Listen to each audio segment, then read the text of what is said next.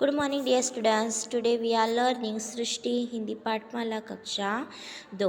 बच्चों, जिस तरह से हम क्लास में स्कूल में क्लास में बैठ के पढ़ते थे उसी तरह आपको घर पे भी बैठ कर पढ़ना है।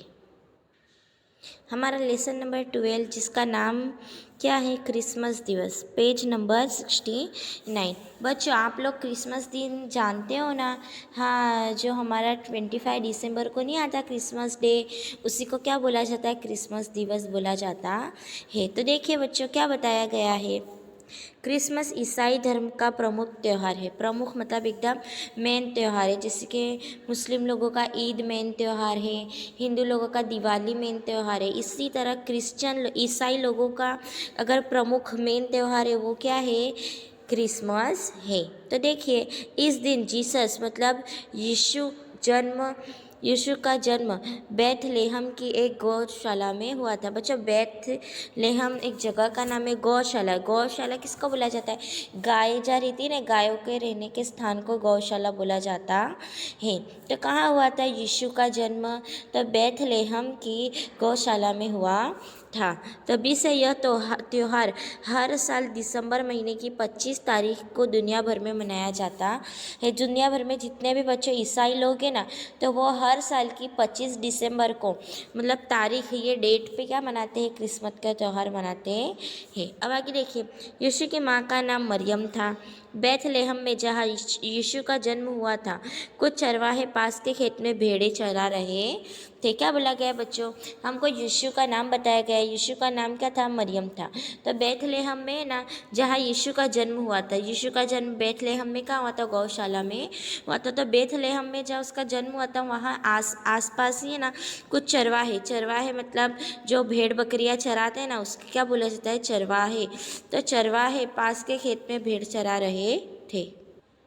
दिख रही है बच्चों, ये क्या है, भेड़ है। ये भेड़ का चित्र है। तो इसी तरह चरवाहे किसको बोला, जो भेड़ बकरियां चराते हैं, उनको घास वास चराने ले जाते हैं ना, उनको भेड़ बोला जाता है। तो आपको दी गई भेड़। चलो अब आगे।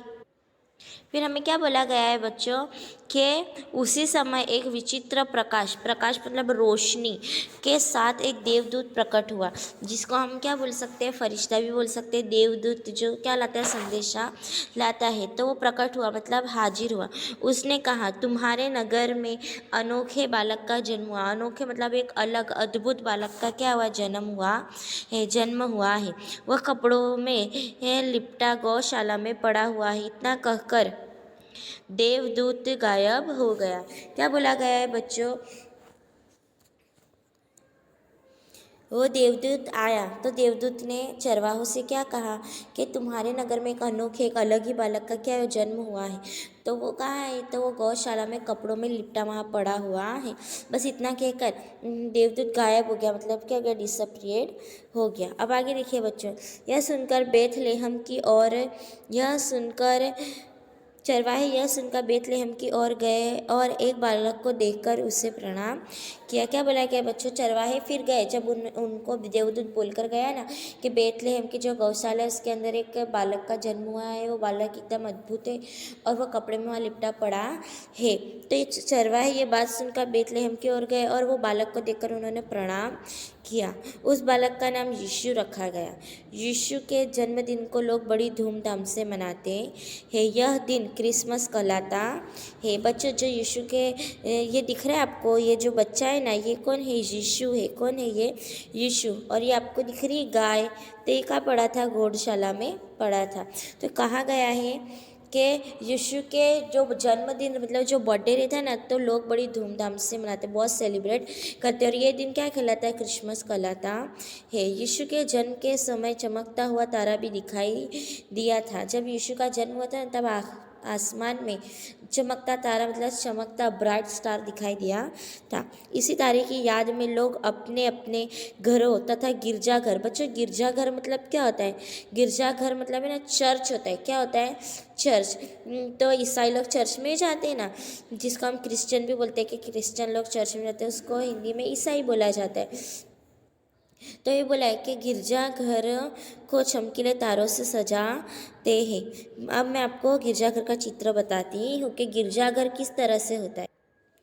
दिख रहा है बच्चों, ये क्या है? गिरजाघर का चित्र है। ये पूरा बाहर से गिरजाघर है। फिर देखिए ये गिरजाघर है ना, अंदर से बच्चों इस तरह से होता है। और देखिए ये जो आप लोगों को दिख रहा है ना, ये कौन है? यीशु है। तो यीशु के मतलब चर्च के अंदर, गिरजाघर के अंदर इस तरह से होता है। अब आप लोगों को पता चला ना, गिरजाघर मतलब क्या होता है? चर्च होता है। तो गिरजाघर में क्या होता है कि लोग गिरजाघर को भी सजाते हैं और अपने घर को भी सजाते हैं तारों से, चमकीले लाइट से। क्यों सजाते हैं? क्योंकि उस दिन आसमान में चमकता हुआ तारा भी दिखाई दिया था, इसलिए। फिर क्या बोला गया है बच्चों?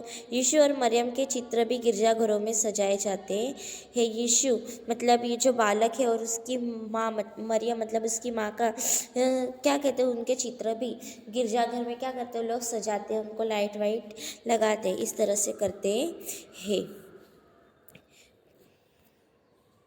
इस मौके पर लोग एक दूसरे से मिलते हैं, बधाई देते हैं, क्रिसमस की शुभकामनाएं और उपहार देते हैं। उपहार मतलब बच्चों गिफ्ट देते हैं कि भाई ये जो क्रिसमस का दिन था, लोग एक दूसरे को बधाई देते हैं, कॉन्ग्रेचुलेशन बोलते हैं, इसे बोलते हैं ना हैप्पी क्रिसमस डे, आप लोग बोलते हैं ना, उसी तरह से बधाई देते हैं, क्रिसमस की शुभकामनाएं, और उन्हें क्या देते हैं? उपहार मतलब भेंट देते हैं। इस दिन बच्चे सेंटा क्लॉज का बेसब्री से इंतज़ार करते हैं, मतलब उनको सब्र ही नहीं होता, इस तरह से क्या करते हैं? सेंटा क्लॉज का इंतजार करते। कौन?